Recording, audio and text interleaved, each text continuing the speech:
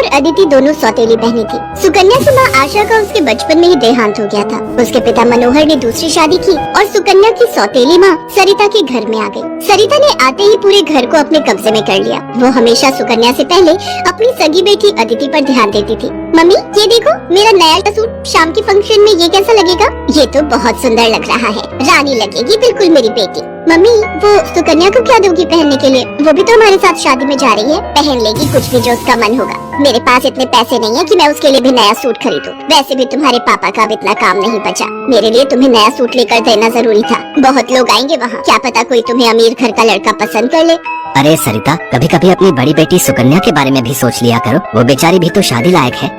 बस आ गए अपनी लाडली बेटी के बारे में चिंता करने। पता नहीं कौन से मनहूस दिन मेरी तुम्हारे साथ शादी हुई थी। जब से आई हूँ एक ही नाम तुम्हारे मुंह पर चढ़ा हुआ है। देखती हूँ सुकन्या सुकन्या। अरे तुम्हारी दूसरी बेटी अदिति भी कुंवारी है, वो भी तुम्हारी ही बेटी है। उसके बारे में भी कुछ सोचा करो। मैं हूँ जो पैसे जोड़ जोड़ कर अपनी बेटी को सूट दिलवाए है। अब शाम को चलने की तैयारी कर लो, बहुत बड़े बड़े लोग उस शादी में आएंगे। ये तो मेरी सहेली पुष्पा की बड़ी मेहरबानी है जो उसने हमें एक कार्ड दे दिया, वरना हम गरीबों को इस शहर में और इतनी बड़ी शादी में कौन पूछेगा। मनोहर को पता था कि सरिता का स्वभाव बहुत ही खड़ूस है, इसलिए वो चुपचाप अपने कमरे में चला जाता है। शाम को सब लोग शादी के लिए तैयार होते हैं। अदिति बहुत ही सुंदर सूट पहनकर तैयार होती है। सुकन्या के पास तो कपड़े ही नहीं थे। अचानक मनोहर सुकन्या के पास आता है। सुकन्या बेटी, ये ले, ये तेरी माँ की साड़ी है, तू ये पहन कर तैयार हो जा। देख कितनी सुंदर साड़ी है, मेरे संदूक में रखी थी, मैं वही ढूंढ रहा था और आज मुझे मिल गई।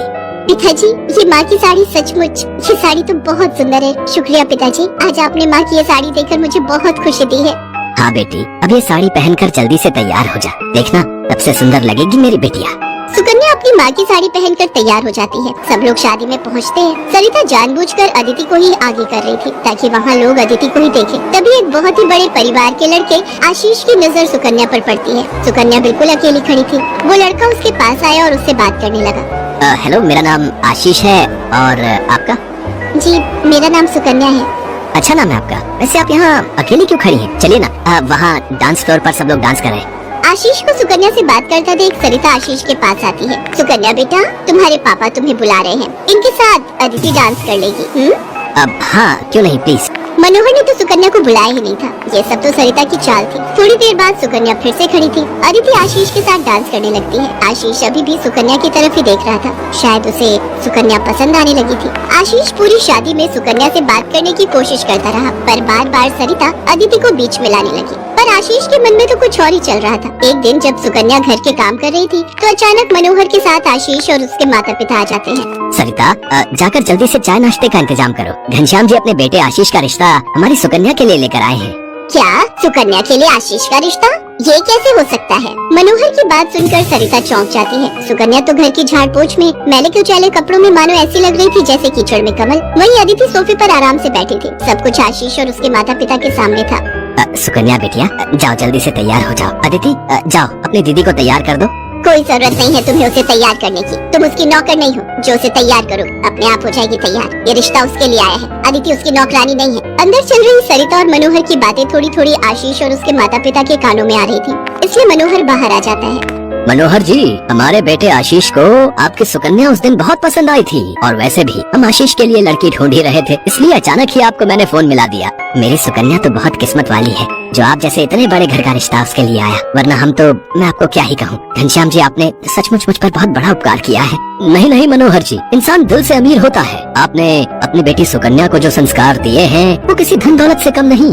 तभी सुकन्या चाय नाश्ता लेकर आ जाती है। सुकन्या का रिश्ता पक्का हो जाता है।